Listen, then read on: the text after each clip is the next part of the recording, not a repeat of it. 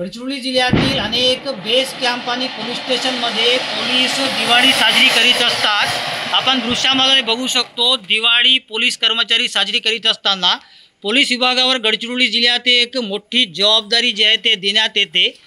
गडचिरोली जिल्हा नक्षलग्रस्त भाग म्हणून ओळखला जातो। नक्षलमुक्त करण्यासाठी गडचिरोली पोलीस नेहमीच मेहनत घेत असतात आणि सध्या बेस कॅम्प आणि दुर्गम भागातील पोलीस स्टेशन इथे दिवाळी साजरी करण्यात येत आहे आणि कर्मचारी दिवाळी साजरी करताना मोठा बंदोबस्त, मोठी जबाबदारी त्यांच्यावर असते। आपल्यासोबत उपविभागीय पोलीस अधिकारी आहेत। सर, एक मोठी जबाबदारी नेहमीच पोलीस कर्मचाऱ्यांवर, अधिकाऱ्यांवर असते आणि जिल्हा जे नक्षलग्रस्त आहे आणि बेस कॅम्पवर कुटुंबाच्या दूर राहून जवान दिवाळी साजरी करतात, काय म्हणा? गडचिरोली जिल्ह्यामध्ये नोकरी करत असताना आमच्याकडे CRPF, SRPF आणि जिल्हा पोलीस असे लोक काम करत असतात। हे सर्व लोक आपल्या घरापासून दूर असतात, जे बऱ्याच लोकांचे कुटुंब सोबत नसतात। त्यामुळे या पोलीस वर्दीमधले जे लोक आहेत तेच आमचं कुटुंब मानून आम्ही त्यांच्यासोबत दरवर्षी दिवाळी साजरी करत असतो। याही वर्षी आम्ही हाच प्रयत्न केलेला आहे। हेच याच्यासोबत दिवाळी साजऱ्या करण्यासोबतच प्रॉपर पोलीस पेट्रोलिंग आणि रात्रगस्त आम्ही राबवत आहोत, जेणेकरून नागरिकांना सुरक्षितरित्या दिवाळी साजरा करता येईल।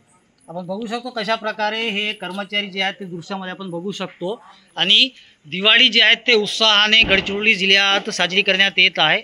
बंदोबस्त सुरू असताना देखील बेस कॅम्पवर मोठ्या उत्साहात पोलीस जवान जे आहेत दिवाळी साजरी करीत आहेत। यात महिला कर्मचारी आहे, अधिकारी आहेत आणि अनेक जंगली भागातही जंगलात राहून हे कर्मचारी आपला कर्तव्य बजावत असतात आणि जंगलात हे दिवाळी साजरी करीत असतात आणि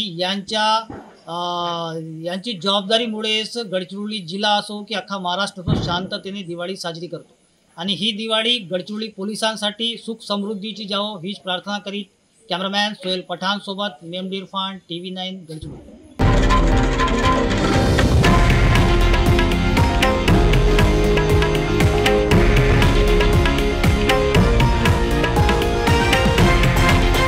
हे आहे देशातील नंबर 1 न्यूज नेटवर्क आणि आपण पाहत आहात TV9 मराठी, एकमेव।